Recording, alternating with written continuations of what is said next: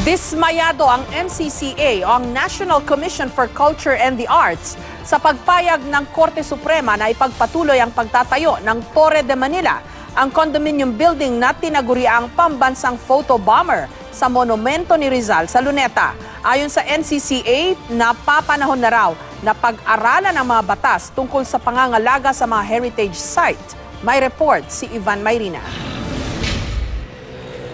Isang basihan sa pagpayag ng Korte Suprema na ipagpatuloy ang pagtatayo ng Torre de Manila ay ang kawalan ng batas na nagbabawal na magtayo ng mga high-rise buildings sa visual landscape ng mga National Heritage Site tulad ng Rizal Monument.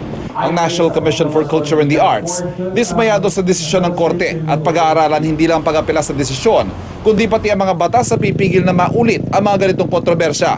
It is the good time for us to review the laws that protect heritage.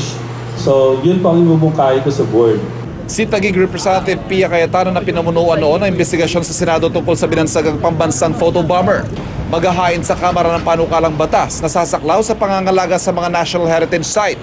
I recognize that part of the problem siguro na hinarap ng mga justices is the fact na nakatayo na.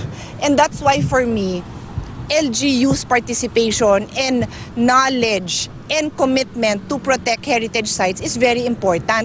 Hindi man nagpaunlak ng panayam si Manila Mayor Joseph Estrada, igagalang daw ng lungsod ang desisyon ng Korte. Dati na nagturoan sina Estrada at dating Manila Mayor Alfredo Lim kung sino may kasalanan kung bakit napayagan ang pagpapatayo ng Torre de Manila.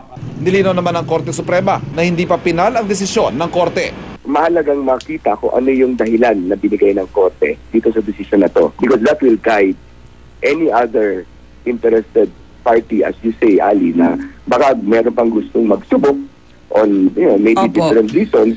Opisyal na idineklara ng National Historical Commission of the Philippines ang Rizal Memorial Sports Complex na isang National Historical Landmark.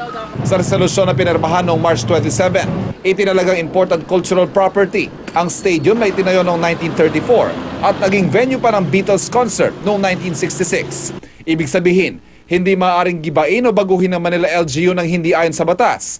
Ito ay sa gitna ng plano noon ni Mayor Estrada na gawin itong isang commercial hub. Ivan Mayrina, GMA News.